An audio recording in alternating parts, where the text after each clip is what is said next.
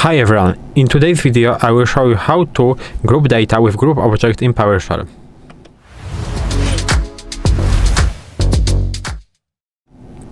So let's start, because I think group object is useful for counting, summarizing and organizing data in our Windows PowerShell. And in today's video I will show you some examples how you can use it and what you can do with it. So let's start with the command get process. I will show you the basic output of this command. This command basically prints all of your processes in your system.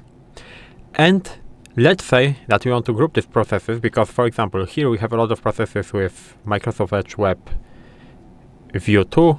Here we have a lot of processes with svhost. Let's say that we want to group these processes by name. So what can we do? We can do something like this. So get process, and we can group object by name. And as you can see, we grouped the processes by name, and as you can see, for example, SV host right there has 71 processes, and we grouped them. Here we have this Microsoft Edge Web View, we have 12, and Microsoft Edge we have 8. As you can see here, it is correct because we have 1, 2, 3, 4, 5, 6, 7, 8, and that's how you can do it. And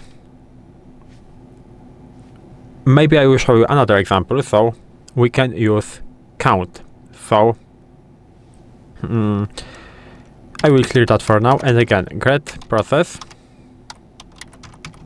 with the pipeline, and now grouped object by name, and sort object count, and we will do it with in the descending order. So like this. What we are doing right now, we are basically doing the same thing, but we are sorting them by count. As you can see, we have this svhost 71. So this is how does it work.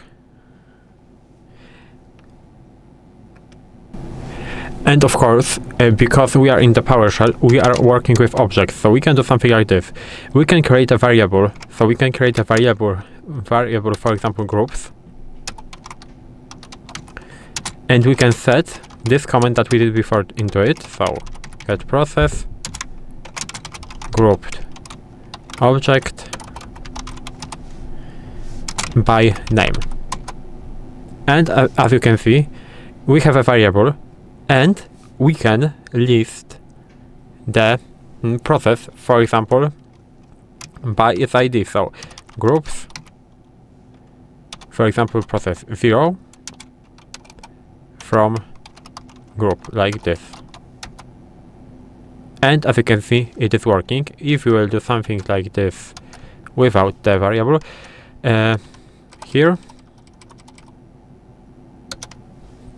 as you can see, this is our first thing on the list. Why the ID 0? Because same as in the programming languages, in whatever, in C++, Python, or whatever you are doing, we are always starting from 0. The index always starts with 0. And right now, for example, we want to do the or maybe fourth one. So we want to see this con host, so we can do something like this again. So we want to see the fourth one, so we will use index 3, and as you can see, we are getting con host right there.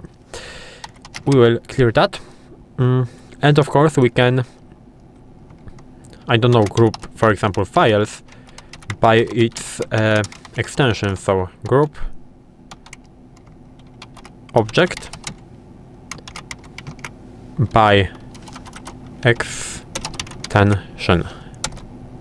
As you can see, we have 5 directories, 1 file with name with extension back, 1 with ps1, this is a script, and 1 with txt.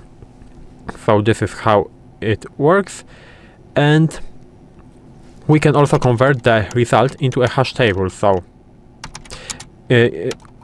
it is very useful when we want to access the group by key directly. So we can do something like this: group object status and as hashtable.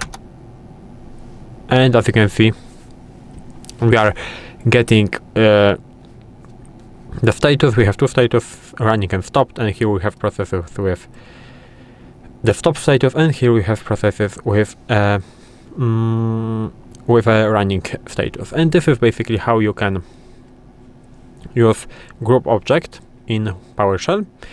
If you like this video, please subscribe to the channel, leave a like, and I hope to see you in the next ones.